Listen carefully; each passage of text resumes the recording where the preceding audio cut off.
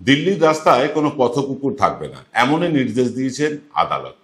অথচ কোনো বিচারপতির ঘর থেকে বান্ডিল বান্ডিল নোট উদ্ধার হলেও তাকে বসিয়ে না রেখে অন্য আদালতে ট্রান্সফার করে দেয় এই আদালতই।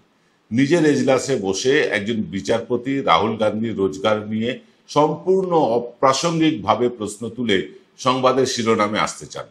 অথচ জয় শাহের আচমকা বড়লোক হয়ে যাওয়ার ব্যাপারে কিছুই বলার থাকে না তার। ইনি আবার চেয়ারে বসে একটা নির্বাচিত সরকারের উদ্দেশ্যে বলেন ঢাকি সমেত বিসর্জন দেওয়ার কথা। কারণ এইসব কথা বলার মানে কয়েক মাসের মধ্যেই তাকে বিজেপির টিকিটে এমপি হতে হয়। তবে মহামান্য কয়েকজন বিচারপতিরা ভারতের সব খুঁটিনাটি বিষয়ে মন্তব্য করেন, আদেশ দেন, নির্দেশ দেন। সেই নির্দেশ পালন না হলে অবিজেপি শাসিত যে রাজ্য সরকার সেগুলোর বিরুদ্ধে আদালত অবমাননার কথা বলেন। কেন্দ্রের সরকার সেই একই কাজ করলে তাদের মুখে কুলুপ এঁটে রাখেন। আজকের প্রবীর প্লাসে বিচার ব্যবস্থার এইরকম কয়েকটা কথা বলতেই হবে আপনাদের।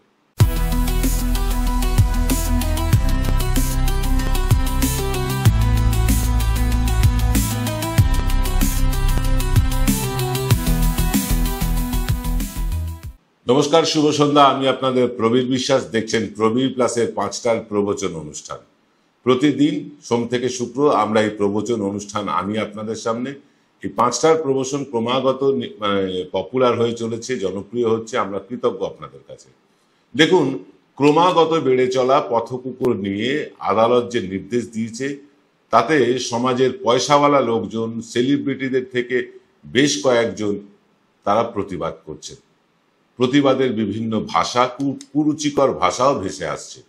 জাহ্নবী কাপুর, বরুণ ধাওয়ান থেকে শুরু করে স্বস্তিকা মুখার্জি, শ্রীলেখা মিত্র পর্যন্ত এই নিয়ে নিজের নিজের ভাষায় প্রতিক্রিয়া দিয়েছেন। শুধু শ্রীলেখা মিত্র খুব নোংরা ভাষা বলেছেন, বাকিদের কাছ থেকে নোংরা কোনো ভাষা শোনা যায়নি। শুধুমাত্র আম জনতার তরফে কিচ্ছু শোনা যায়নি এখনো। কারণ আম জনতা রাস্তায় হেঁটে চলাফেরা করেন, তাদের কুকুর কামড়ায়, মানে তাদের কাছে কুকুর প্রেম মানে চায়ের দোকানে চা খেতে খেতে রাস্তার কুকুরদের উদ্দেশ্যে দু একটা বিস্কুট ছুঁড়ে দেওয়া। কিন্তু বড় লোকদের বাড়িতে পথ কুকুর থাকে না। তারা তাদের আদরের ডগি বা টমি ইত্যাদি রাখেন। কেউ গোল্ডেন রিট্রিভার, কেউ জার্মান শেফার্ড, কেউ বা লেজ কাটা ডোবারম্যান ইত্যাদি ইত্যাদি তারা রাখেন। পথ কুকুর গাড়িতে চলাফেরা করা ওই সেলিব্রিটিদের কামড়ায় না, কামড়ায় আমাকে আপনাকে। রাতে তাদের চিৎকারে সেলিব্রিটিদের সাউন্ড প্রুফ এয়ার কন্ডিশন রুমে তারকাদের ঘুম ভেঙে যায় না, ঘুম ভাঙে আমার আপনার। তাই হয়তো রাস্তার কুকুরদের প্রতি এত ভালোবাসা সেলিব্রিটিদের। অথচ অন্য রাজ্যে বাঙালিকে বেছে বেছে অত্যাচার করা হচ্ছে, কুকুরের চেয়েও খারাপ ব্যবহার করা হচ্ছে। একজনও বিচারপতি কিংবা ওই জন আব্রাহাম, জাহ্নবী কাপুর, বরুণ ধাওয়ান, স্বস্তিকা মুখার্জি, শ্রীলেখা মিত্রদের কোনো মুখ খুলতে দেখেছেন? এর কারণ কি বাঙালি কারুর পা চাটতে জানে না তাই? বিচার ব্যবস্থার দীর্ঘসূত্রিতা নিয়ে বিচারপতিরা মুখ খোলেন না, অথচ ভারতের প্রায় সব বিষয় নিয়ে তারা সরব। বিচার ব্যবস্থার সব তথ্য প্রমাণ দেখে বিচার করবেন, এটাই তো আমরা চাই, এটাই তো হওয়া উচিত। কিন্তু ঢাকি সমেত বিসর্জন দেওয়ার কথা যখন কোনো সিটিং জাজ বলেন, তখন সাধারণ মানুষের বিচার ব্যবস্থার একাংশের প্রতি অনাস্থা তো জন্মায়, প্রশ্ন তো উঠবেই। অথচ ব্রিটিশদের করা আইনের ফলে আইন ব্যবস্থা নিয়ে, বিচারকদের কাজকর্ম নিয়ে প্রশ্নই করা যাবে না। তবে মহামান্য আদালতের কাছে আমাদের অনুরোধ, আজকের এই যে এপিসোড, আজকের এই প্রতিবেদনের জন্য কেস দেবেন না প্লিজ।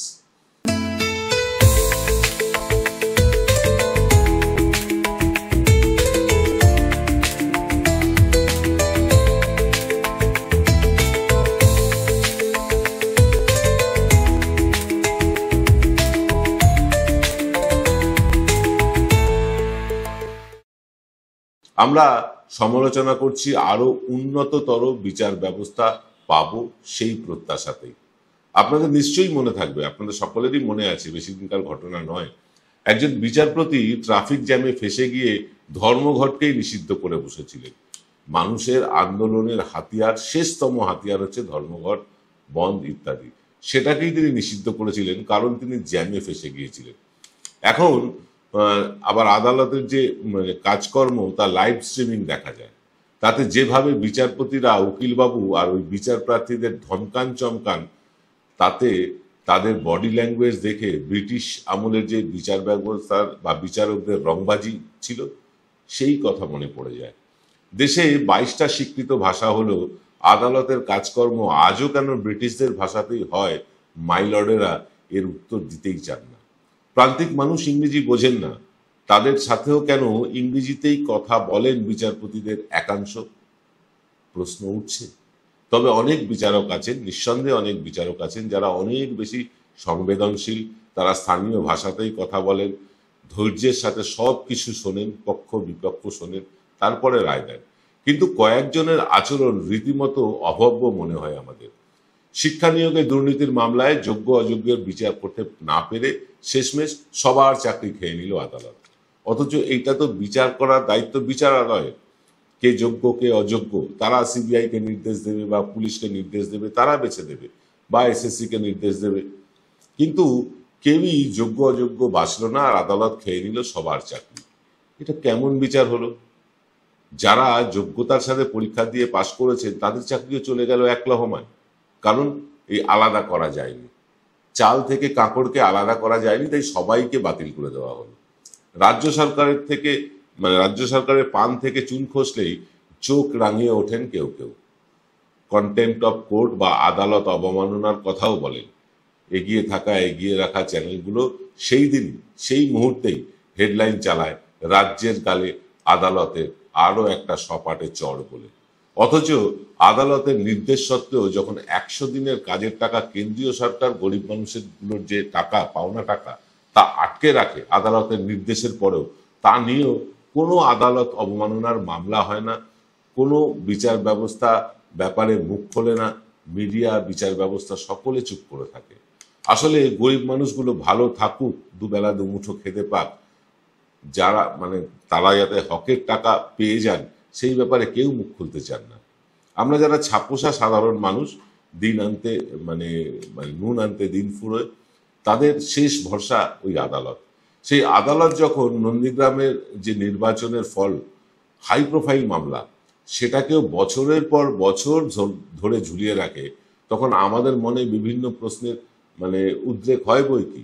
প্রশ্ন কিন্তু জাগলেও তা মুখ ফুটে বলবার অধিকার আমাদের নেই, কারণ তেনাদের নিয়ে কোনো প্রশ্ন করবার অধিকার আমাদের দেওয়া হয়নি। তবুও সোশ্যাল মিডিয়ার যুগে কেউ কেউ প্রশ্ন করছেন, কেসও খাচ্ছেন, জেলও খাটছেন। উমর খালিদের কথাই ধরুন, তিনি কেন এত বছর ধরে জেলে আজও আটকে আছেন তা আজও আমাদের অজানা। কেন আমির শেখকে পে লোডারে বসিয়ে বাংলাদেশে ছুড়ে ফেলা হয়েছিল তা কেউ জানে না। আদালত কিন্তু এই সব বিষয় নিয়ে কথা বলে না। আদালত সব বিষয় নিয়ে কথা বললেও আমির শেখ বা উমর খালিদের ব্যাপারে একটা উদাসীনতা দেখায়। একটাও কোনো কথা বলেন না আদালত এই নিয়ে, বলুন তো।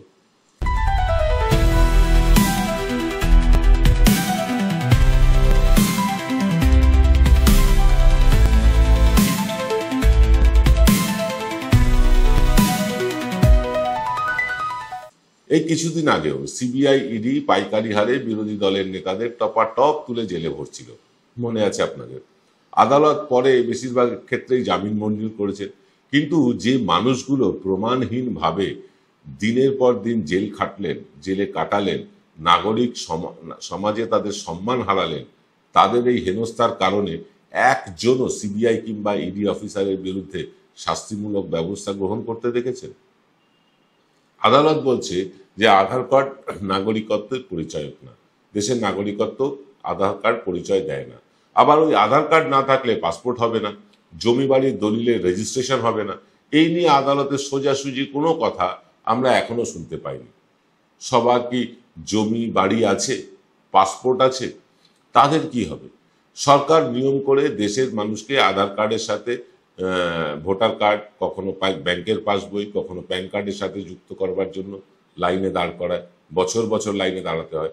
অথচ এমন একটা কার্ডও নেই যেটাকে রেখে সব তথ্য দেওয়া যায়, সেটাতেই সমস্ত তথ্য থাকবে, সেটাকেই সিটিজেনশিপ কার্ড হিসেবে গণ্য করা হবে, এমন কোনো কার্ড নেই।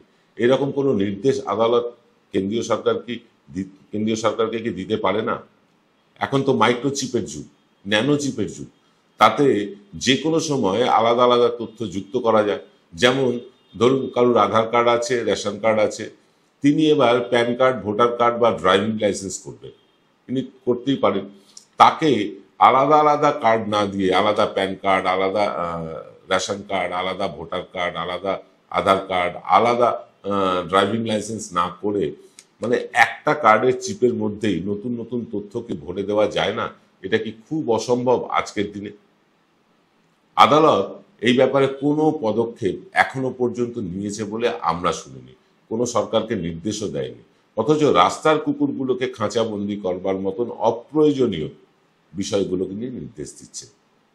রাস্তার কুকুরদের নির্বীজকরণ নিয়ে পুরসভাগুলো কেন উদাসীন তা নিয়ে কোনো কথা শোনা এখনো পর্যন্ত যায়নি আদালতের তরফে। এর আগে বিভিন্ন রাজ্যে বাঙালি ধরার জন্য গাড়ি বেরিয়েছিল, গরিব বাঙালিগুলোকে ধরে খাঁচায় পড়ার সময় আদালত চুপ করেছিল। আর এখন একই কায়দায় কুকুর ধরবার গাড়ি বেরিয়ে কুকুর ধরে খাঁচায় ভরার নির্দেশ দিয়েছে আদালত। এগুলো দেখে মনে হয় না আদালতের এখন যা করবার দায়িত্ব, যখন যেটা করবার দায়িত্ব তখন সেটা পালন না করে বাকি বিষয় নিয়ে বেশি আগ্রহ দেখাচ্ছেন? জানি আজকের এই প্রতিবেদন আদালত অবমাননার সামিল হবে কিনা এটা আমরা জানি না এখনো, মানে হতেও পারে, কিন্তু সাধারণ মানুষ হয়ে প্রশ্ন করাই তো সংবাদ মাধ্যমের কাজ।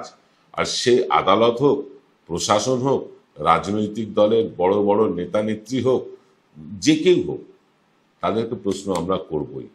আমরা সেই কাজটাই করলাম। তাই আবার বলছি, কেস দেবেন না প্লিজ। নমস্কার।